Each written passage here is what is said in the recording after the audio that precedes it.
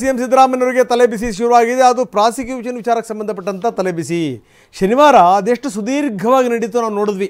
ಯಾರ್ಯಾರು ಯಾವ್ಯಾವ ರೀತಿ ತಮ್ಮ ವಾದವನ್ನು ಮಂಡಿಸಿದರು ಅನ್ನೋದನ್ನು ಕೂಡ ನೀವು ಗಮನಿಸಿದ್ದೀವಿ.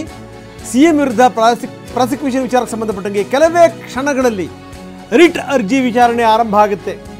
ವೆರಿ ಇಂಪಾರ್ಟೆಂಟ್ಲಿ 19ನೇ ತಾರೀಕು 29 ಅರ್ಜಿ ವಿಚಾರಣೆ ನಡೆಸಿತ್ತು. ಇನ್ನು 31ನೇ ತಾರೀಕು ಸುದೀರ್ಘವಾದಂಥ ವಾದ ಪ್ರತಿವಾದ ಮೊನ್ನೆ ಶನಿವಾರ. ಇವತ್ತಿಗೆ ವಿಚಾರಣೆಯನ್ನು ಹೈಕೋರ್ಟ್ ಮುಂದೂಡಿತ್ತು. ಇವತ್ತು ಅದರ ವಿಚಾರಣೆ ನಡೆಯುತ್ತೆ. ಇವತ್ತು ಯಾರ್ಯಾರು ಮಾತಾಡ್ತಾರೆ, ಯಾರ್ಯಾರು ತಮ್ಮ ವಾದಗಳನ್ನು ಮಂಡಿಸ್ತಾರೆ. ಇನ್ನು ಸಿಎಂ ಇವತ್ತು ಮೈಸೂರಿನ ಪ್ರವಾಸವನ್ನು ಮೊಟಕುಗೊಳಿಸಿದ್ದಾರೆ. ಮನೆಯಲ್ಲೇ ಕೂತಿದ್ದಾರೆ. ಎಲ್ಲ ವಿವರಗಳನ್ನು ಅಲ್ಲಿಂದೇ ಕಲೆ ಹಾಕ್ತಾರೆ. ಟಿವಿ ನೋಡ್ತಾನೆ ಎಲ್ಲ ವಿವರಗಳನ್ನು ಅವರು ಕಲೆ ಹಾಕ್ತಾ ಇದ್ದಾರೆ. ಜೊತೆಗೆ ವಾದ ಪ್ರತಿವಾದ ಯಾವ ರೀತಿ ಸಾಗ್ತಾ ಇದೆ ಅದನ್ನು ಕೂಡ ಸಿಎಂ ಇವತ್ತು ಗಮನಿಸ್ತಾರೆ. ಇವತ್ತು ಬೇರೆ ಯಾವ ಕಾರ್ಯಕ್ರಮಗಳನ್ನು ಕೂಡ ಒಪ್ಕೊಂಡಿಲ್ಲ. ಅದು ಒಂದು ಕಡೆಗೆ. ಇನ್ನೊಂದು ಕಡೆಗೆ ರಾಜ್ಯಪಾಲರು ಕೂಡ ಇವತ್ತು ತಮ್ಮ ಪ್ರವಾಸವನ್ನು ಮೊಟಕುಗೊಳಿಸಿದರು. ಇವತ್ತು ಅವರು ಕೋಲಾರಕ್ಕೆ ಹೋಗಬೇಕಾಗಿತ್ತು. ಕೋಲಾರದಲ್ಲಿ ಒಂದು ಘಟಿಕೋತ್ಸವದಲ್ಲಿ ಅವರು ಪಾಲ್ಗೊಳ್ಬೇಕಾಗಿತ್ತು. ಸಹವಾಸವೇ ಬೇಡ ಅಂತ ರಾಜ್ಯಪಾಲರು ಕೂಡ ಅದನ್ನು ಕ್ಯಾನ್ಸಲ್ ಮಾಡಿದ್ದಾರೆ.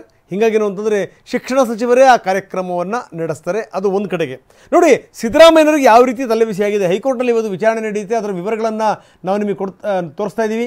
ಮನೆಯಲ್ಲೇ ಕೂತು ಯಾವ ರೀತಿ ವಾದ ನಡೆಯುತ್ತೆ ಅದೆಲ್ಲ ವಿವರಗಳನ್ನು ಕೂಡ ಸಿಎಂ ಕಲೆ ಹಾಕ್ತಾರೆ. ಈ ಮೊನ್ನೆ ಶನಿವಾರ ನಡೆದಿರುವಂಥ ಸುದೀರ್ಘವಾದಂಥ ವಿಚಾರಣೆ ಇದೆಯಲ್ಲ, ಅದಕ್ಕೆ ಸಂಬಂಧಪಟ್ಟಂಗೆ ವೆರಿ ಇಂಪಾರ್ಟೆಂಟ್ಲಿ ಏನು ಅಂತಂದರೆ ಯಾರ್ಯಾರು ಯಾವ್ಯಾವ ರೀತಿ ವಾದವನ್ನು ಮಂಡಿಸಿದರು ಅದನ್ನು ನಾವು ನೋಡಿದ್ದೀವಿ. ಬನ್ನಿ, ನಮ್ಮ ಹಿರಿಯ ಕೋರ್ಟ್ ಪ್ರತಿನಿಧಿ ರಮೇಶ್ ನಮ್ಮೊಂದಿಗೆ ಈಗ ನೇರ ಸಂಪರ್ಕದಲ್ಲಿದ್ದಾರೆ. ಜೊತೆಗೆ ಪ್ರಸನ್ನ ಕೂಡ ಇದ್ದಾರೆ. ರಾಜಕೀಯ ಬೆಳವಣಿಗೆಗಳೇನೇನು, ಮುಖ್ಯಮಂತ್ರಿಯವರ ಕಾರ್ಯಕ್ರಮಗಳು ರದ್ದಾಗಿರುವಂಥದ್ದು, ಮುಖ್ಯಮಂತ್ರಿ ಮನೆಯಲ್ಲೇ ಕೂತಿರುವಂಥದ್ದು, ಎಲ್ಲ ವಿವರಗಳನ್ನು ಮನೆಯಿಂದಲೇ ಕಲೆ ಹಾಕ್ತಿರುವಂಥದ್ದು, ಅದೆಲ್ಲ ವಿವರಗಳನ್ನು ನಾನು ಇವರಿಂದ ಪಡಿತೀನಿ. ರಮೇಶ್ ಅವರಿಂದ ಕೋರ್ಟಿನ ವಿವರಗಳನ್ನು ಪಡೆಯಲೇಬೇಕು. Ramesh, is very very important. ಸಿಎಂಗೆ ಪ್ರಾಸಿಕ್ಯೂಷನ್ ತಲೆಬಿಸಿ ಎನ್ನುವಂಥ ಸಂಗತಿಯನ್ನು ನಾವು ನಿಮಗೆ ತೋರಿಸ್ತಾ ಇದ್ವಿ. ಯಾವ ರೀತಿ ಸುದೀರ್ಘವಾಗಿ ಶನಿವಾರ ಆಯಿತು ವಿಚಾರಣೆ ಅನ್ನೋದನ್ನು ಕೂಡ ನಾವು ಗಮನಿಸಿದ್ವಿ. ಇವತ್ತು ವೆರಿ ವೆರಿ ಇಂಪಾರ್ಟೆಂಟ್ ಡೇ. ಇವತ್ತು ಸಂಪೂರ್ಣವಾಗಿ ಏನು ಅಂದರೆ ಎಲ್ಲರ ವಾದ ಮಂಡನೆ ಆಗಲೇಬೇಕು. ಅದಾದಮೇಲೆ ತೀರ್ಪನ್ನು ನೀವು ಬೆಳಗ್ಗೆ ಹೇಳ್ತಾ ಇದ್ರಿ. ತೀರ್ಪನ್ನು ಏನು ಅಂದರೆ ಅದನ್ನು ಮುಂದಿನ ದಿನಗಳಲ್ಲಿ ಪ್ರಕಟಿಸಲಾಗುತ್ತೆ ಅನ್ನುವಂಥದ್ದು. ಇವತ್ತು ಏನೇನಾಗುತ್ತೆ, ಎಷ್ಟೊತ್ತಿಗೆ ಕಾರ್ಯಕಲಾಪ ಶುರು ಆಗುತ್ತೆ, ಟೈಮ್ ಎಷ್ಟೊತ್ತಿಗೆ ಕೊಟ್ಟಿದ್ದಾರೆ ರಮೇಶ್, ಇದ್ರ ಬಗ್ಗೆ ಏನು ಹೇಳ್ತೀರಿ? ರಂಗನಾಥ್, ಇವತ್ತು 2:30ಕ್ಕೆ ಇನ್ನೇನು ಕೆಲವೇ ನಿಮಿಷಗಳಲ್ಲಿ ವಿಚಾರಣೆ ಆರಂಭ ಆಗುತ್ತೆ. ಇವತ್ತು ದೂರುದಾರರ ಪರ ವಕೀಲ KG ರಾಘವನ್ ಮತ್ತು ಲಕ್ಷ್ಮೀ ಅಯ್ಯಂಗಾರ್ ಅವರು ವಾದ ಮಂಡಿಸುವಂಥ ಸಾಧ್ಯತೆ ಇದೆ. ಅದೇ ರೀತಿ ಇವತ್ತು ಅಂದರೆ ಇದುವರೆಗೂ ಏನೇನು ವಾದ ಮಂಡನೆ ಆಗಿದೆ ರಾಜ್ಯಪಾಲರ ಪರವಾಗಿ, ದೂರುದಾರರ ಪರವಾಗಿ, ಮತ್ತು ಈ ಹಿಂದೆ ಏನು ಸಿಂಘ್ವಿ ಅವರು ವಾದ ಮಂಡನೆ ಮಾಡಿದರು, ಸೊ ಅದನ್ನೆಲ್ಲವನ್ನು ಕ್ರೋಢೀಕರಿಸಿ ಇವತ್ತು ಸಿಂಘ್ವಿ ಅವರು ಪ್ರತಿವಾದವನ್ನು ಕೂಡ ಮಾಡಿದ್ದಾರೆ. ಅಂದರೆ ಸಿಎಂ ಪರವಾಗಿ ಈಗ ಏನೇನು ಆಕ್ಷೇಪಣೆಯನ್ನು ಎತ್ತಿದ್ದಾರೆ ಅದನ್ನೆಲ್ಲ, ಅಂದರೆ ಮೆಹ್ತಾ ಅವರು ಇರ್ಬೋದು ಮತ್ತು ದೂರುದಾರರ ಪರ ವಕೀಲರು ಇರ್ಬೋದು, ಸಾಕಷ್ಟು ಅಂಶಗಳನ್ನು ಅವರು ಕೂಡ ಪ್ರಸ್ತಾಪ ಮಾಡಿದ್ದಾರೆ. ಸಿಎಂ ವಿರುದ್ಧ ಪ್ರಾಸಿಕ್ಯೂಷನ್ಗೆ ರಾಜ್ಯಪಾಲರು ಅನುಮತಿ ಕೊಟ್ಟಿರೋದು ಸರಿಯಾಗಿದೆ ಅನ್ನೋದಕ್ಕೆ ಪೂರಕವಾಗಿ ಅವರು ವಾದ ಮಂಡನೆಯನ್ನು ಮಾಡಿದ್ದಾರೆ. ಈಗ ಎಗೈನ್ ಅದು ರಿಬಟಲ್ ಮಾಡೋದಕ್ಕೆ ಈಗ ಏನು ಸಿಂಘ್ವಿ ಅವರು ವಾದ ಮಂಡನೆಯನ್ನು ಮಾಡೋರು ಇದ್ದಾರೆ. ಅದೇ ರೀತಿ ಸರ್ಕಾರದ ಪರವಾಗಿ ಅಡ್ವೊಕೇಟ್ ಜನರಲ್ ಅವರು ಕೂಡ ಇವತ್ತು ವಾದ ಮಂಡನೆ ಮಾಡುವಂಥ ಸಾಧ್ಯತೆ ಇದೆ. ಇವತ್ತೇನಾದರೂ ಎಲ್ಲ ವಾದ ಮಂಡನೆ ಮುಕ್ತಾಯ ಆದರೆ ಆದೇಶವನ್ನು ಕಾಯ್ದಿರಿಸುವಂಥ ಸಾಧ್ಯತೆಗಳು ಹೆಚ್ಚಾಗಿವೆ. ಇವತ್ತು ಸಿದ್ದರಾಮಯ್ಯ ಅವರಿಗೆ ಬಹಳ ಕ್ರೂಷಿಯಲ್ ಡೇ ಅಂತ ಹೇಳ್ಬೋದು. ಯಾಕೆಂದರೆ ಈಗ ಏನು ಮೆಹ್ತಾ ಅವರು, ತುಷಾರ್ ಮೆಹ್ತಾ ಅವರು ರಾಜ್ಯಪಾಲರ ಪರ ವಾದ ಮಂಡನೆ ಮಾಡಿದ್ರು, ಅವರು ಬಹಳ ಬಹಳ ಪ್ರಬಲವಾಗಿ ಸಮರ್ಥಿಸಿಕೊಂಡಿದ್ದಾರೆ ರಾಜ್ಯಪಾಲರ ಕ್ರಮವನ್ನು. ಅವ್ರು ಹೇಳ್ತಾ ಇರೋದೇನೆಂದರೆ ರಾಜ್ಯಪಾಲರು ತೀರ್ಪನ್ನು ಕೊಡೋ ಅವಶ್ಯಕತೆ ಇಲ್ಲ.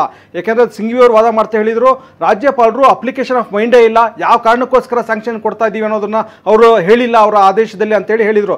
ಆದರೆ ಅದಕ್ಕೆ ಪ್ರತಿಕ್ರಿಯೆಯಾಗಿ ವಾದ ಮಾಡ್ತಾ ತುಷಾರ್ ಮೆಹ್ತಾ ಅವರು ರಾಜ್ಯಪಾಲರು ಎಲ್ಲ ಪ್ರತಿಯೊಂದು ಅಂಶವನ್ನು ಕೂಡ ಪರಿಗಣಿಸಿದ್ದಾರೆ, ದೂರನ್ನು ಪರಿಗಣಿಸಿದ್ದಾರೆ. ಜೊತೆಗೆ ಸರ್ಕಾರ ಕೊಟ್ಟಂಥ ಪ್ರತಿಕ್ರಿಯೆ, ಸಿಎಂ ಕೊಟ್ಟಂಥ ಪ್ರತಿಕ್ರಿಯೆ ಎರಡನ್ನೂ ಕೂಡ ನೋಟ್ಸನ್ನು ಮಾಡಿದ್ದಾರೆ. ನೋಟ್ಸನ್ನು ಮಾಡಿ ತಮ್ಮ ಒಪಿನಿಯನ್ ಏನು ಅನ್ನೋದನ್ನು ಕೂಡ ದಾಖಲು ಮಾಡಿದ್ದಾರೆ. ಇದಕ್ಕೆ ಸಂಬಂಧಪಟ್ಟಂಥ ಮೂಲ ಪ್ರತಿಯನ್ನೇ ಇವತ್ತು ಈಗ ಮೊನ್ನೆ ಈಗಾಗಲೇ ಹೈಕೋರ್ಟ್ನ ಒಂದು ಗಮನಕ್ಕೆ ಕೊಟ್ಟಿದ್ದಾರೆ.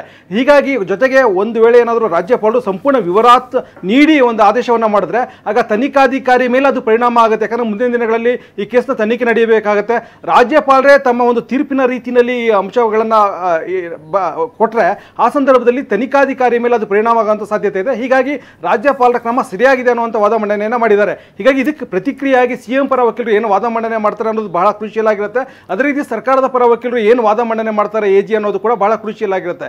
ಒಂದು ವೇಳೆ ಇವತ್ತು ಕೋರ್ಟ್ ವಿಚಾರಣೆಯನ್ನು ಪೂರ್ಣಗೊಳಿಸಿದ್ರೆ ಕೋರ್ಟ್ ಏನು ಆದೇಶ ನೀಡುತ್ತೆ ಅನ್ನೋದು ಕೂಡ ಬಹಳ ಕ್ರೂಷಿಯಲ್.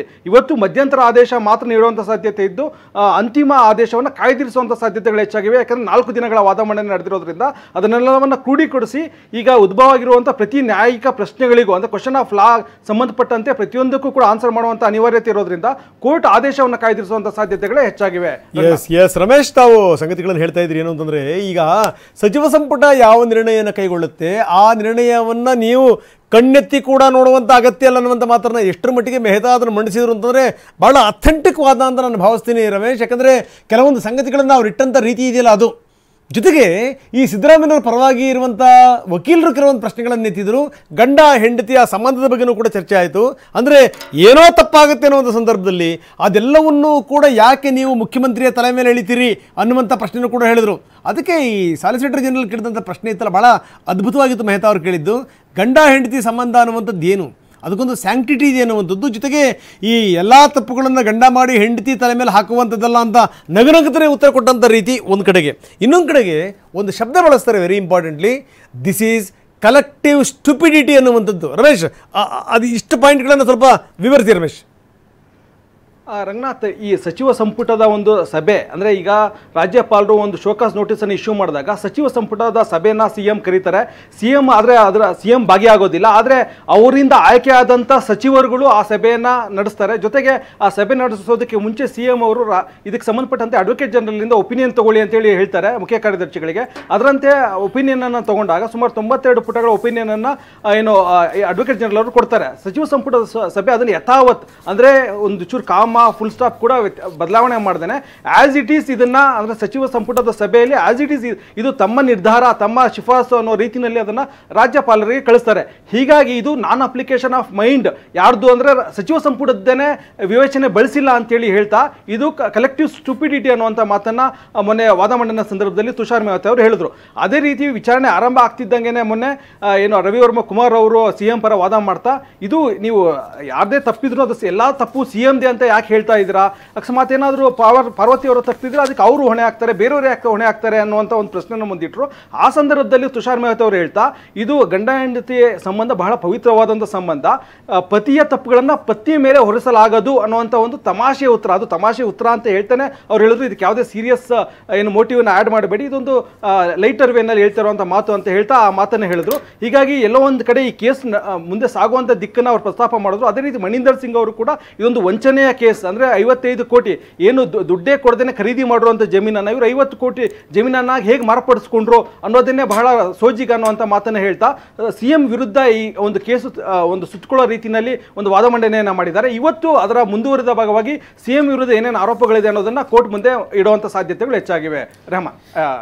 ಎಸ್ ರಮೇಶ್, ನೀವು ಹಾಗೆ ನೀವು ಸಂಪರ್ಕದಲ್ಲಿರಿ. ಬಹಳಷ್ಟು ಸಂಗತಿಗಳನ್ನು ನಿಮ್ಮ ಜೊತೆಗೆ ನಾನು ಚರ್ಚೆ ಮಾಡಬೇಕು. ಇನ್ನು ಇದೆಲ್ಲದರ ಜೊತೆಗೆ ಮುಡಾ ತಲೆಬಿಸಿಯ ಜೊತೆಗೇನೆ ಮುಖ್ಯಮಂತ್ರಿಗಳು ಒಂದಷ್ಟು ಕೆಲಸ ಕಾರ್ಯಗಳಲ್ಲೂ ಕೂಡ ನಿರತರಾಗಿದ್ದಾರೆ. ಕೆಲವೊಂದು ಕಡತಗಳ ವಿಲೇವಾರಿಯನ್ನು ಮಾಡ್ತಾ ಇದ್ದಾರೆ. CM ಬ್ಯುಸಿಯಾಗಿದ್ದಾರೆ ಕಡತ ವಿಲೇವಾರಿನಲ್ಲಿ. ಅದನ್ನು ಬೇಗ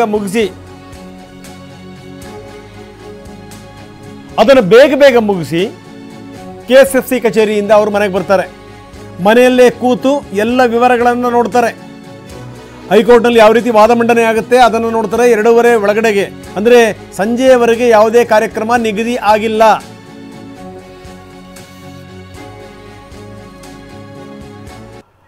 ಬರೀ ನಮ್ಮ ಪ್ರತಿನಿಧಿ ಪ್ರಸನ್ನ ನಮ್ಮೊಂದಿಗೆ ಈಗ ನೇರ ಸಂಪರ್ಕದಲ್ಲಿದ್ದಾರೆ. ಪ್ರಸನ್ನ, ಇವತ್ತು ಮೈಸೂರಿಗೆ ಹೋಗಬೇಕಾಗಿತ್ತು, ಮೈಸೂರಿನ ಪ್ರವಾಸವನ್ನು ಇವತ್ತು ಕ್ಯಾನ್ಸಲ್ ಮಾಡಿದರು. ಇವತ್ತು ಅಮ್ಮನವ್ರನ್ನ ಹೋಗಿ ಅವರು ಪೂಜೆ ಪುನಸ್ಕಾರಗಳನ್ನು ಮಾಡಬೇಕಾಗಿತ್ತು. ಚಾಮುಂಡೇಶ್ವರಿ ದೇವಿಗೆ ಹೋಗಿ ಪೂಜೆ ಪುನಸ್ಕಾರಗಳಿತ್ತು, ಅದು ಕೂಡ ಕ್ಯಾನ್ಸಲ್ ಆಗಿದೆ. ಈ ಕಾರ್ಯಕ್ರಮವನ್ನು ಅವರು ನಾಳೆ ಹಾಕ್ಕೊಂಡಿದ್ದಾರೆ. ನಂಬರ್ 1.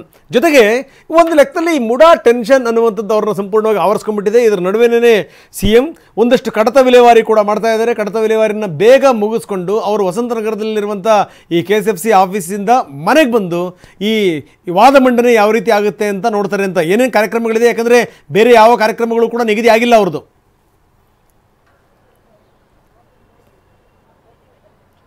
ಹೌದು ರಂಗನಾಥ್, ಮುಖ್ಯಮಂತ್ರಿ ಸಿದ್ದರಾಮಯ್ಯನವರಿಗೆ ಒಂದು ರೀತಿಯಲ್ಲಿ ಇದು ಚಕ್ರವ್ಯೂಹದಲ್ಲಿ ಸಿಲುಕಿರುವಂತಹ ಒತ್ತಡ ಸೃಷ್ಟಿಯಾಗ್ತಾ ಇದೆ. ಇದೇ ಕಾರಣಕ್ಕೋಸ್ಕರ ಪ್ರತಿ ಹಂತದಲ್ಲೂ ಕೂಡ ಕೋರ್ಟ್ನಲ್ಲಿ ನಡೆಯುವಂತಹ ವಿಚಾರಣೆಯನ್ನು ಕೂಡ ಕ್ಷಣಕ್ಕೆ ಏನಾಗುತ್ತೆ ಅನ್ನುವಂತಹ ಮಾಹಿತಿಯನ್ನು ಪಡೆಯುವಂತಹ ಎಲ್ಲ ಪ್ರಯತ್ನಗಳನ್ನು ಕೂಡ ಮಾಡ್ತಿದ್ದಾರೆ. ಇದೇ ಕಾರಣಕ್ಕೋಸ್ಕರ ಇವತ್ತು ಮೈಸೂರಿನ ಚಾಮುಂಡಿ ಬೆಟ್ಟಕ್ಕೆ ಪ್ರವಾಸ ನಿಗದಿಯಾಗಿತ್ತು. ಅದಕ್ಕೆ ಸಂಬಂಧಪಟ್ಟಂತಹ ಕಾರ್ಯಕ್ರಮಗಳನ್ನು ಕೂಡ ಹಮ್ಮಿಕೊಳ್ಳಲಾಗಿತ್ತು. ಅದೆಲ್ಲವನ್ನು ಕೂಡ ಕ್ಯಾನ್ಸಲ್ ಮಾಡಿ ಬೆಂಗಳೂರಿನಲ್ಲಿ ಉಳಿದುಕೊಂಡಂತಹ ಮುಖ್ಯಮಂತ್ರಿ ಸಿದ್ದರಾಮಯ್ಯನವರು ಇದೀಗ ವಸಂತ ನಗರದ ಕಚೇರಿಗೆ ತೆರಳಿದ್ದಾರೆ. ಕಾವೇರಿ ನಿವಾಸದಿಂದ KSFC ಕಚೇರಿಗೆ ತೆರಳಿರುವಂತಹ ಸಿದ್ದರಾಮಯ್ಯನವರು ಕೆಲವೊಂದಿಷ್ಟು ಫೈಲ್ಗಳನ್ನ ಕ್ಲಿಯರ್ ಮಾಡಿ ವಾಪಸ್ಸು ಮನೆಗೆ ಬರ್ತಾರೆ. ವಿಚಾರಣೆ ಪ್ರಾರಂಭ ಆದ ಬಳಿಕವೂ ಕೂಡ ಸಂಪೂರ್ಣವಾದಂತಹ ಮಾಹಿತಿಯನ್ನು ಪಡೆದುಕೊಳ್ಳೋದಕ್ಕೆ ಸಿಎಂ ಸಿದ್ದರಾಮಯ್ಯನವರು ಸನ್ನದ್ಧರಾಗಿದ್ದಾರೆ. ಸಿಎಂ ಸಿದ್ದರಾಮಯ್ಯನವರಿಗೆ ಮತ್ತು ಕಾಂಗ್ರೆಸ್ ಪಕ್ಷಕ್ಕೆ ಇದು ಒಂದು ರೀತಿಯಲ್ಲಿ ಕತ್ತಿಯ ಮೇಲಿನ ನಡಿಗೆ ಅಂದ್ರೂ ಕೂಡ ತಪ್ಪಾಗ್ಲಿಕ್ಕಿಲ್ಲ. ಮೇಲ್ನೋಟಕ್ಕೆ ಎಲ್ಲವೂ ಕೂಡ ಸರಿ ಇದೆ, ಕಾಂಗ್ರೆಸ್ನಲ್ಲಿ ಯಾವುದೇ ರೀತಿಯ ಗೊಂದಲಗಳು ಸೃಷ್ಟಿಯಾಗಿಲ್ಲ ಅಂತ ಮೇಲ್ನೋಟಕ್ಕೆ ಅನಿಸ್ತಾ ಇರಬಹುದು. ಆದ್ರೆ ವ್ಯತಿರಿಕ್ತವಾದಂತಹ ತೀರ್ಪು ಬಂದಾಗ ಪರಿಸ್ಥಿತಿ ಇದೇ ರೀತಿ ಇರುತ್ತೆ ಅಂತ ಹೇಳೋದಕ್ಕೆ ಸಾಧ್ಯವೇ ಇಲ್ಲ. ತೀರ್ಪಿನ ಆಧಾರದ ಮೇಲೆ ಕಾಂಗ್ರೆಸ್ ಪಕ್ಷದ ಭವಿಷ್ಯವೂ ನಿಂತಿದೆ, ಸಿಎಂ ಸಿದ್ದರಾಮಯ್ಯನವರ ಭವಿಷ್ಯವೂ ಕೂಡ ನಿಂತಿದೆ. ಈ ಕಾರಣಕ್ಕೋಸ್ಕರ ಎಲ್ಲರನ್ನ ಒಗ್ಗೂಡಿಸಿಕೊಂಡು ಹೋಗುವಂತ ಒಂದು ಅನಿವಾರ್ಯ ಪರಿಸ್ಥಿತಿ ಕೂಡ ಸಿಎಂ ಸಿದ್ದರಾಮಯ್ಯನವರಿಗೆ ಎದುರಾಗಿದೆ. ಜೊತೆಗೆ ಕಾಂಗ್ರೆಸ್ ಪಕ್ಷದಲ್ಲಿ ಈಗಾಗಲೇ ತೆರೆಮರೆಯ ಒಂದಷ್ಟು ಕಸರತ್ತುಗಳು ನಡೀತಾ ಇದ್ದಾವೆ. ಕೆಲವು ನಾಯಕರು ದೆಹಲಿಯ ದಂಡಯಾತ್ರೆಯನ್ನು ಪ್ರಾರಂಭ ಮಾಡಿದ್ದಾರೆ. ಒಬ್ಬರಿಗೊಬ್ಬರು ಸಭೆ ಸೇರಿ ಚರ್ಚೆ ನಡೆಸುವಂತ ಕೆಲಸವನ್ನ ಮಾಡ್ತಾ ಇದ್ದಾರೆ. ಪ್ರತ್ಯೇಕವಾದಂತಹ ರಹಸ್ಯ ಮೀಟಿಂಗ್ಗಳು ನಡೀತಾ ಇದ್ದಾವೆ. ಡಿನ್ನರ್ ಮೀಟಿಂಗ್, ಲಂಚ್ ಮೀಟಿಂಗ್ ಅನ್ನುವಂತ ಹೆಸರಿನಲ್ಲಿ ಮುಂದಿನ ರಾಜಕೀಯ ಬೆಳವಣಿಗೆಗಳು ವ್ಯತಿರಿಕ್ತವಾಗಿ ನಡೆದ್ರೆ ಏನೇನೆಲ್ಲ ಪ್ಲಾನ್ ಬಿ ಇರಬೇಕು ಅನ್ನೋ ಬಗ್ಗೆ ಪ್ರತಿಯೊಬ್ಬ ನಾಯಕರು ಕೂಡ ತಮ್ಮ ಹಂತದಲ್ಲಿ ಸಿದ್ಧತೆಗಳನ್ನ ಮಾಡ್ಕೊಳ್ತಾ ಇದ್ದಾರೆ. ಸಿದ್ದರಾಮಯ್ಯನವರಿಗೆ ಪರವಾಗಿ ತೀರ್ಪು ಬಂದ್ರೆ, ಕಾನೂನಿನ ಆಶೀರ್ವಾದ ಸಿಕ್ಕಿದ್ರೆ ಪರವಾಗಿಲ್ಲ, ಅದರ ವ್ಯತಿರಿಕ್ತವಾಗಿ ತೀರ್ಪು ಬಂದ್ರೆ ರಾಜಕೀಯವಾಗಿಯೂ ಕೂಡ ಅದನ್ನ ಬ್ಯಾಲೆನ್ಸ್ ಮಾಡ್ಬೇಕಂತ ಮತ್ತು ಕೌಂಟರ್ ಮಾಡ್ಬೇಕಂತ ಅನಿವಾರ್ಯ ಪರಿಸ್ಥಿತಿ ಕೂಡ ಇದೀಗ ಸೃಷ್ಟಿಯಾಗಿದೆ. ಮುಂದಿನ ದಿನಗಳಲ್ಲಿ ಕೋರ್ಟ್ ಏನಾದರೂ ವ್ಯತಿರಿಕ್ತವಾಗಿ ತೀರ್ಪನ್ನು ಕೊಟ್ಟಿದ್ದೆ ಆದರೆ ಆಂತರಿಕವಾಗಿ ಒಂದಷ್ಟು ಬೆಳವಣಿಗೆಗಳಾಗಬಹುದು. ಪಕ್ಷದಲ್ಲಿ ಅಪಸ್ವರಕಗಳು, ಒಡಕಿನ ಧ್ವನಿಗಳು ಎದ್ರೂ ಕೂಡ ಆಶ್ಚರ್ಯ ಪಡಬೇಕಾಗಿಲ್ಲ. ಇದಕ್ಕೆಲ್ಲವೂ ಕೂಡ ಕೌಂಟರ್ನ ಹೇಗೆ ಕೊಡಬೇಕು ಅನ್ನುವಂಥ ಒತ್ತಡವೂ ಕೂಡ ಸಿಎಂ ಸಿದ್ದರಾಮಯ್ಯನವರ ಮೇಲೆ ಇದೆ. ಮತ್ತು ಕಾನೂನಿನ ಜೊತೆಗೆ ರಾಜಕೀಯವಾಗಿಯೂ ಕೂಡ ಸಿಎಂ ಸಿದ್ದರಾಮಯ್ಯನವರು ತನ್ನ ಪ್ರಭಾವ ಯಾವ ರೀತಿ ತಾನು ಬಳಸಿಲ್ಲ ಅನ್ನುವಂಥದ್ದನ್ನು ಜನರಿಗೆ ಮನವರಿಕೆ ಮಾಡಿಕೊಡುವಂಥ ಪ್ರಯತ್ನ ಇದೆಯಲ್ಲ, ಅದು ಬಹುದೊಡ್ಡ ಸವಾಲು. ಕಾನೂನಿನ ಮುಂದೆ ಅದನ್ನು ಲಾಜಿಕ್ ಆಗಿ ವಕೀಲರು ವಾದ ಮಾಡ್ತಾರೆ, ಅದನ್ನು ಕಾನೂನಿನ ಅಡಿಯಲ್ಲಿ ಹೇಗೆ ಬೇಕೋ ಅದನ್ನ ಚರ್ಚೆಗಳನ್ನ ಮಾಡ್ತಾರೆ. ಆದರೆ ರಾಜಕೀಯವಾಗಿ ಜನರ ಮನಸ್ಸಿನಲ್ಲಿ ತಾನು ನಿಷ್ಕಳಂಕವಾಗಿ ಹೊರಗೆ ಬರಬೇಕು ಅನ್ನುವಂತಹ ಮನಸ್ಸು ಸಿದ್ದರಾಮಯ್ಯನವರಿಗೆ ಏನಿದೆ ಅದು ಬಹುದೊಡ್ಡ ಸವಾಲು. ಈ ಕಾರಣಕ್ಕೋಸ್ಕರ ಇದೀಗ ಬಹುದೊಡ್ಡ ಚಕ್ರವ್ಯೂಹದಲ್ಲಿ ಸಿಕ್ಕಿದಂತಹ ಅನುಭವ ಸಿಎಂ ಸಿದ್ದರಾಮಯ್ಯನವರಿಗೆ ಆದರೂ ಕೂಡ ಆಶ್ಚರ್ಯ ಇಲ್ಲ. ಇದನ್ನ ಆ ಒತ್ತಡದ ಕಾರಣಕ್ಕೋಸ್ಕರವೇ ಹಲವಾರು ಕಾರ್ಯಕ್ರಮಗಳನ್ನ ಮುಂದೂಡಲ್ಪಟ್ಟಿದ್ದಾವೆ. ಮೈಸೂರಿಗೆ ತಮ್ಮ ಸ್ವಕ್ಷೇತ್ರಕ್ಕೆ ತೆರಳಬೇಕಾಗಿದ್ದ ಸಿದ್ದರಾಮಯ್ಯನವರು ಇದೇ ಕಾರಣಕ್ಕೋಸ್ಕರ ಹೈಕೋರ್ಟ್ನಲ್ಲಿ ವಿಚಾರಣೆ ಇದೆ ಅನ್ನುವಂಥ ಕಾರಣಕ್ಕೋಸ್ಕರವೇ ಇವತ್ತಿನ ಕಾರ್ಯಕ್ರಮವನ್ನು ಮುಂದೂಡಿ ಬೆಂಗಳೂರಿನಲ್ಲಿ ವಾಸ್ತವ್ಯನ ಹೂಡಿದ್ದಾರೆ. ಅನಿವಾರ್ಯ ಕಾರಣಕ್ಕೋಸ್ಕರ ಕೆಲವೊಂದಿಷ್ಟು ಫೈಲ್ಗಳನ್ನ ತ್ವರಿತಗತಿಯಲ್ಲಿ ವಿಲೆ ಮಾಡುವಂಥ ಕೆಲಸಕ್ಕೂ ಕೂಡ ಇದೀಗ ಸಿಎಂ ಸಿದ್ದರಾಮಯ್ಯನವರು ಮುಂದಾಗಿದ್ದಾರೆ. ರಂಗನಾಥ್, ಓಕೆ, ಹಾಗೆ ನೀವು ಸಂಪರ್ಕದಲ್ಲಿ ಇಂಡಸ್ಟ್ರಿ ನಿಮ್ಮಿಂದ ಮಾಹಿತಿನ ಪಡಿತೀನಿ. Thank you very much.